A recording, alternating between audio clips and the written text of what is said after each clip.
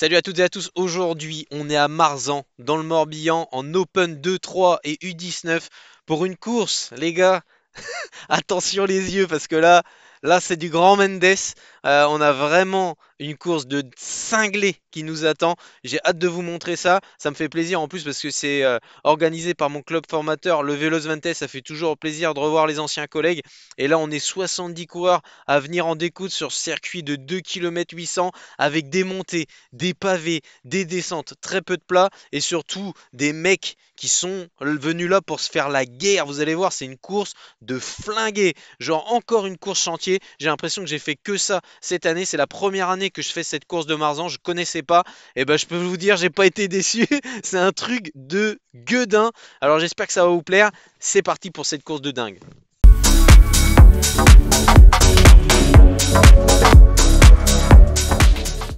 On n'a même pas fait 5 km, le cœur est déjà dans la boîte à gants, 179. En général, mon record, je crois que le record de l'année c'était 183.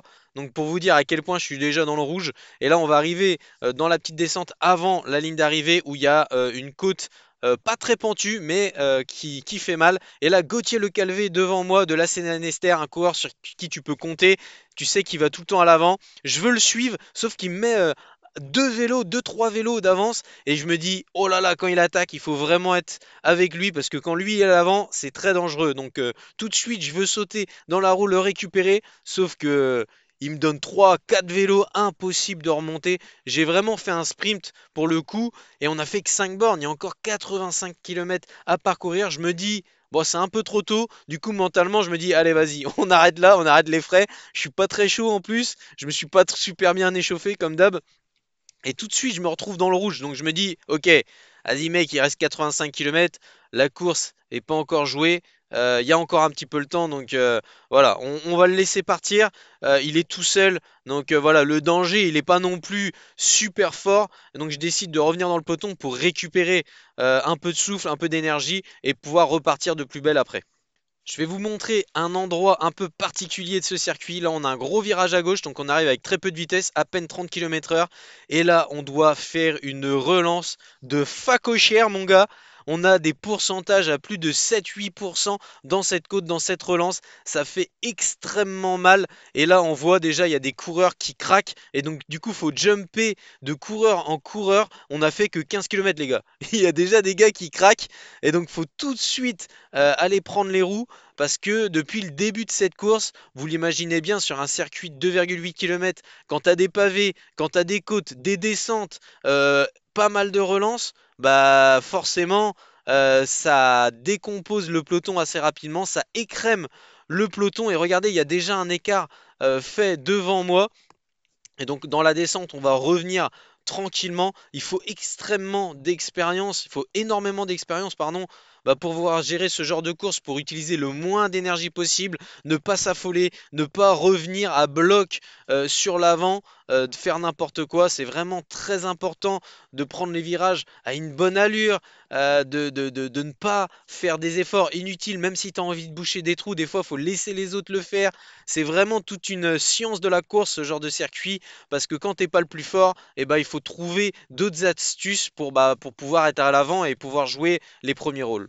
On arrive encore dans cette petite côte, cette petite relance qui fait bien mal parce que tu arrives en bas, tu es presque à 0 km/h. Enfin, j'exagère un peu, mais tu es obligé de refaire une relance de fou et limite un sprint à chaque fois. Surtout qu'on a que 2,8 km.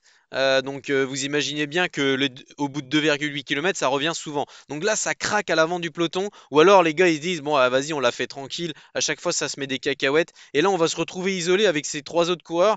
Et donc je leur dis les gars, c'est bon, ça a craqué, il faut qu'on insiste. Et souvent en Open 2, c'est comme ça, c'est que l'échappée, si tu veux y aller, bah, va falloir aller la chercher. Elle va pas te venir dans les mains comme ça, venue du ciel, tel un pélican venu de nulle part. Donc il faut vraiment forcer, il faut vraiment mettre les watts.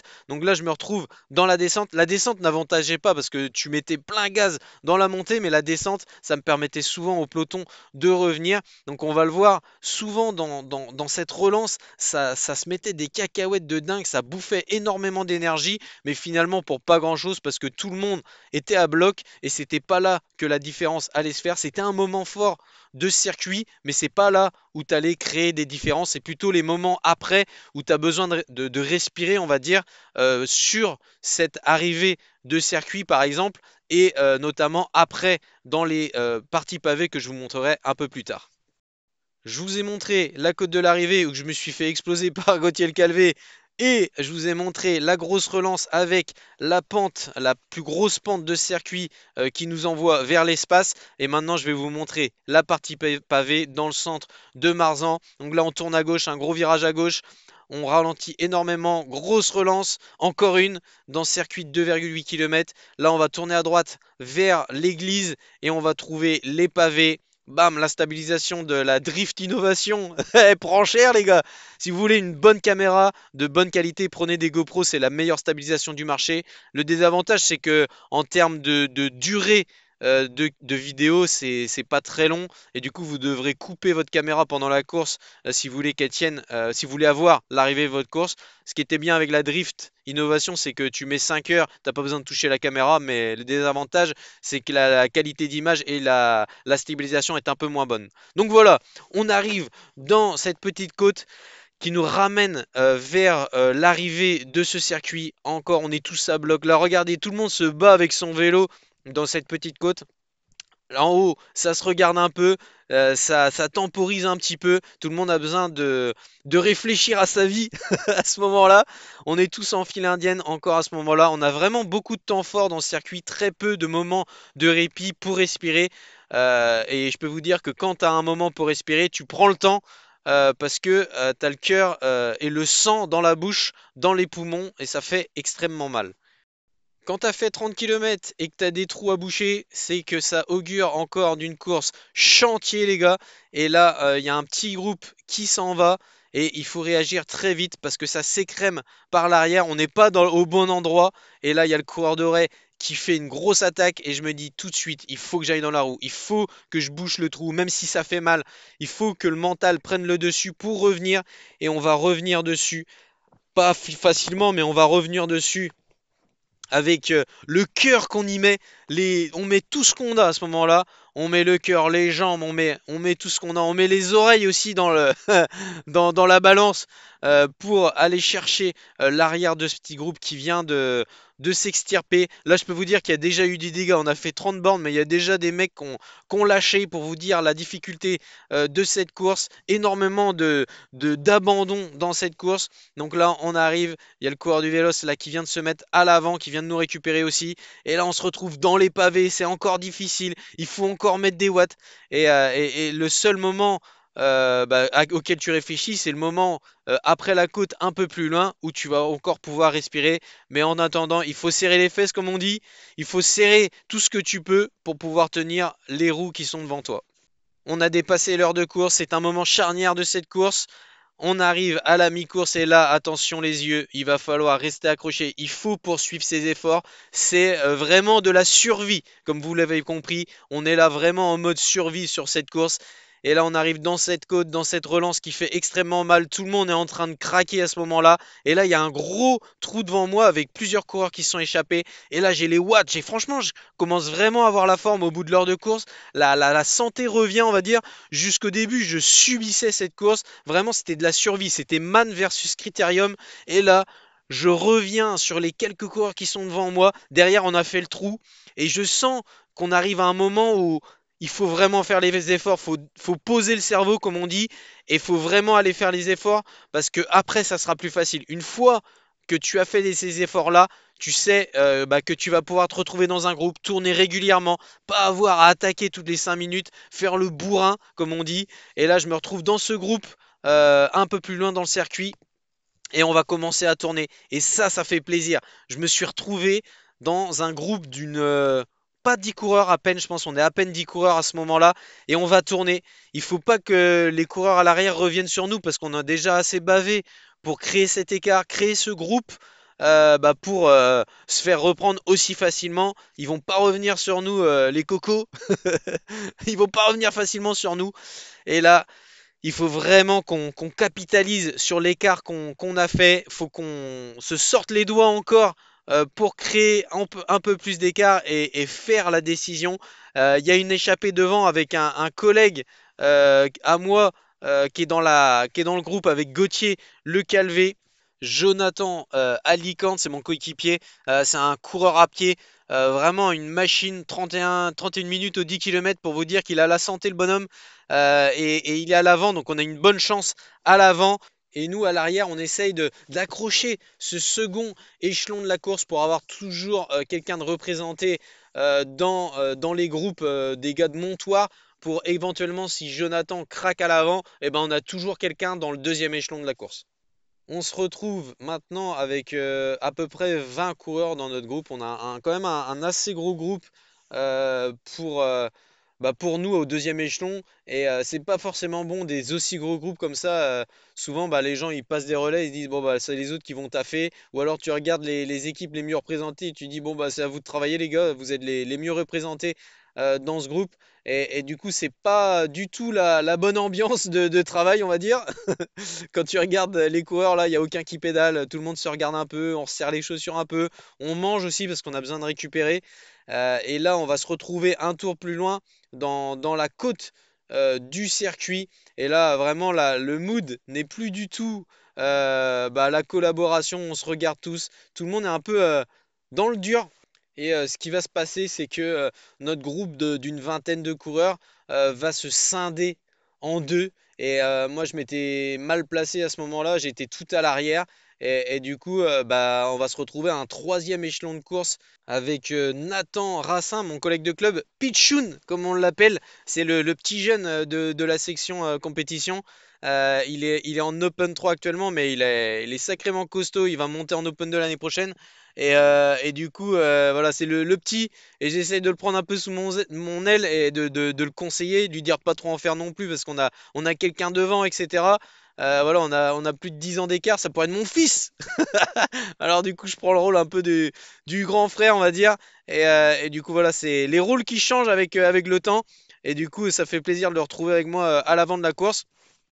On tourne bien dans notre groupe, on gagne pas de temps par contre, c'est ce qui est dommage, c'est qu'on n'arrive pas à remonter sur le deuxième échelon de course, mais au moins il y a le quatrième échelon de course qui revient pas sur nous. Donc là, on arrive, on prend un petit power-up avec des spectateurs qui étaient sur le bord de la route, franchement trop trop sympa. Et voilà, j'avais marqué le coureur sur ma gauche là, le coureur de la roule pas vite. C'était vraiment un coureur qui avait l'air d'être bien en canne, un coureur d'expérience et un très bon. Donc je le surveillais grandement pour la suite de cette course. Donc toujours derrière Maxime Tréhin, on arrive dans le village de Marzan, je le marque toujours à la culotte. Vraiment, je suis vraiment dans la roue, je suis vraiment sur le porte-bagages tout le temps. Et il essaye d'user un peu le groupe qu'on a pour créer des différences pour plus tard. Et je le colle un peu trop et là je prends sa roue arrière, j'ai failli me croûter sévère. Et du coup là j'ai vraiment eu chaud, la course aurait pu finir avant l'heure. J'ai vraiment eu une suée et une petite trace de frein dans le pantalon, comme on dit. Là, c'était vraiment chaud. Et du coup, le cardio est monté d'un coup. Je voudrais revenir sur une attaque qui a eu lieu au début de course. Vous l'avez vu tout à l'heure, c'est Gauthier le Calvé de Lanester qui a attaqué en tout début de course au bout du deuxième tour. Et j'étais dans la roue. Et des fois, on a la bonne tactique parce que Gauthier Le Calvé, il va aller gagner cette course. Il va prendre l'échappée victorieuse à ce moment-là. C'était l'attaque victorieuse. Sauf que j'ai pas réussi, j'ai pas pu y aller physiquement.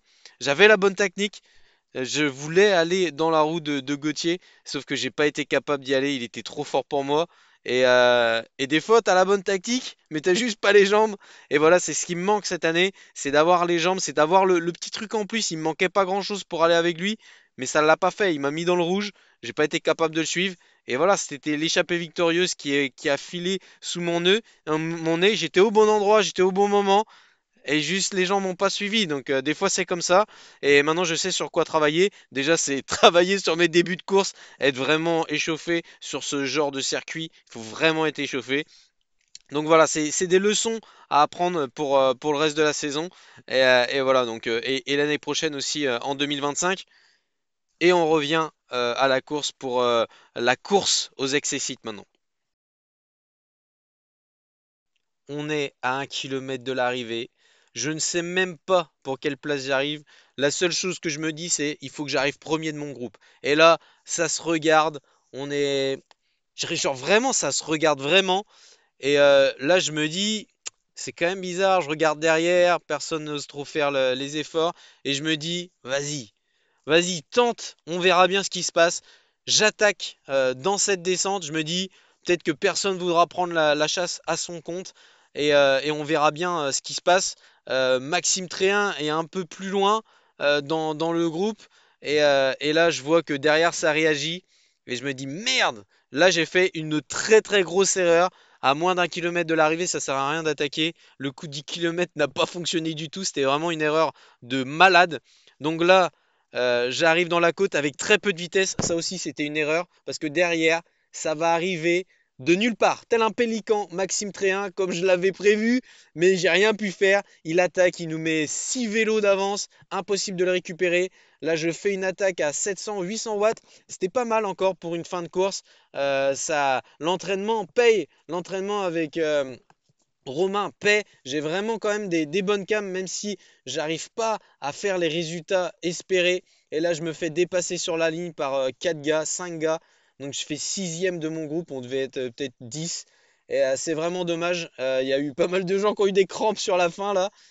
Très très grosse course de chantier. Je finis 29e. Vraiment une place minable. Tous ces efforts pour ça, une 29e place. Ridicule.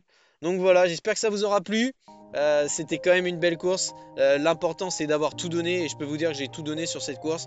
Donc voilà, on se dit à la prochaine. J'espère que ça vous aura plu. N'hésitez pas à liker, partager et tout le business. Et puis on se dit à la prochaine. Allez, salut! Everybody knows that I'm breaking down. Everybody knows I ain't faking now. Everybody knows my heart's vacant now. Yeah, she hates me now. I made mistakes, but now I don't ever wanna be alone. I don't really ever feel at home on my